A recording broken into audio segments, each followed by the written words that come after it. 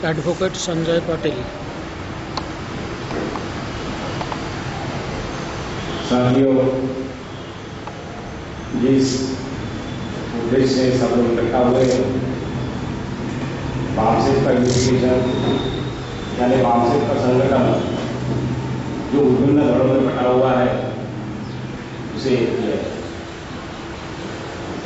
हम लोग भी वामसेक संगठन के साथ में काफी साल से जुड़े हुए थे, अभी नहीं। 1999 के बाद में पटना का अधिवेशन हुआ, 2000 में दिल्ली का अधिवेशन हुआ। उस अधिवेशन में भीमराव के जड़े जिन लोग वहाँ उपस्थित थे उन लोगों को सम्मान किया। इस वजह से हम लोगों ने 2002 में निर्णय लिया कि हम लोग वामसेक संगठन में काम नहीं करेंगे। तो 2002 से लेकर 2013 तक मैं तो भी व्यक्तिगत तौर पर वामसेक नाम से संगठन के साथ में काम किया। इसका मतलब ये नहीं कि हम लोग फुले छाव आंबेडकर की विचारधारा के आंदोलन में सक्रिय नहीं है, इसका यह अर्थ नहीं होता। हम लोग उसी आंदोलन में किसी न किसी माध्यम से जुड़े हुए। जितना नागपुर शहर में कांशीराम जी का सहवास और रहवास रहा, उतना शायद किसी और शहर में नहीं रहा होगा। उनसे भी काफी करीबी हमारे उनके साथ काम किए। तो मेरी पूरी जो राय है वो आपके सामने मैं बताना चाहूंगा कि वामसेक संगठन में बिखराव भी पैदा हुआ। वामसेक के निर्माण के साथ में ही जब संगठन निर्माण हुआ तभी उस निर्माण के साथ में इसके बीच थे, क्योंकि देखा गया कि पॉलिटिकल एम्बिशन की वजह से संगठन का बार बार टूटना यह हमारे सामने आ रहा है। और जब वामसेक का निर्माण हुआ तो नॉन पॉलिटिकल और नॉन एजुकेशनल संगठन रहेगा, और यही जड़ें जो थी नॉन पॉलिटिकल और नॉन एजुकेशनल की भविष्य में बिखराव के लिए काम नहीं हुई। कुछ व्यक्तियों की महत्वाकांक्षाएं बढ़ने की वजह से संगठन में बिखराव आया, लेकिन बढ़ती बात कोई व्यक्ति खुद होकर बढ़ावा नहीं देता। उसके आसपास में उसके साथ में जो खड़े हुए चमचे होते हैं, चाटुकार होते हैं, वो लोग व्यक्तिवाद का संगठन के अंदर में निर्माण करते हैं।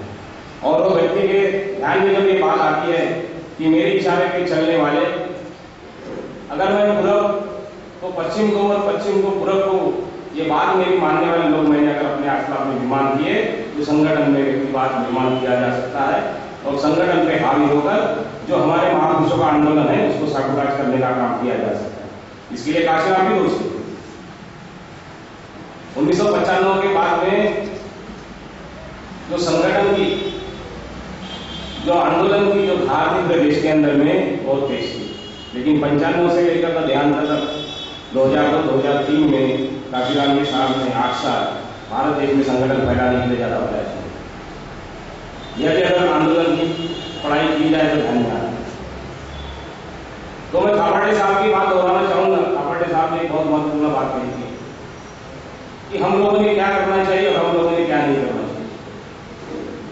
जब संगठन और व्यक्तियों में टकराव हो तो हम लोगों ने संगठन के साथ खड़ा होना चाहिए, और जब संगठन और विचारधारा में टकराव हो तो हम लोगों ने विचारधारा के साथ खड़ा होना चाहिए। तो हम लोगों को जब लगा कि व्यक्ति और संगठन में टकराव है तो हमने संगठन के साथ रहना पसंद किया, और जब ये पता चला कि संगठन और विचारधारा में टकराव की परिस्थिति निर्माण हुई तो हम लोगों ने विचारधारा के साथ में रहना पसंद किया। तो इसी वजह से बहुत सारे धड़ और विभिन्न गुट काम करते हुए दिखाई देते हैं। यह बीमारी कोई नई बीमारी नहीं, क्योंकि संगठन में ही समाज का चरित्र दिखाई देता है। संगठन अगर विभिन्न जातियों में, समाज अगर विभिन्न जातियों में बटा हुआ है तो निश्चित रूप में संगठन को बार बार टूटने से और जोड़ने से गुजरना होगा। यह कोई नई बात नहीं है, कोई गंभीर समस्या नहीं। मेरे हिसाब से तो कोई ये गंभीर समस्या नहीं है, क्योंकि समाज का चरित्र ही संगठन में दिखाई देता है। तो संगठन में बिखराव की परिस्थिति निर्माण होना यह कोई गंभीर समस्या नहीं है, और हमारा उद्देश्य संगठन को इकट्ठा लाना नहीं होना चाहिए, ताकि विचारधारा के आधार पर समाज को इकट्ठा होना चाहिए। अगर हमारा उद्देश्य केवल वामसेक के विभिन्न दलों को इकट्ठा लाना होगा तो यह उद्देश्य नहीं होगा, बहुत सीमित उद्देश्य होगा। यह सिर्फ साधन है संगठन। अगर साधन को ही सर्वोपरि मान लेने से हमारी सारी शक्ति अगर लगाई जाए तो हमारे समाज को इकट्ठा लाना मुश्किल हो जाएगा।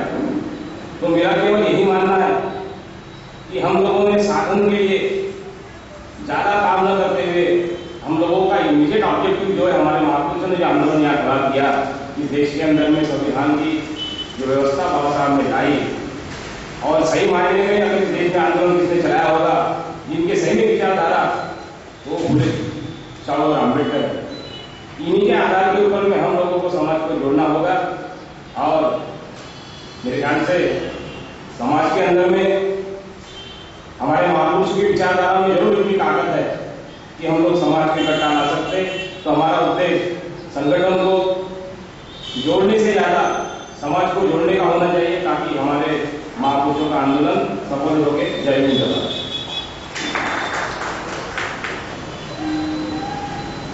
हमारे कुछ साथी और जो है जो अपनी बात रखने वाले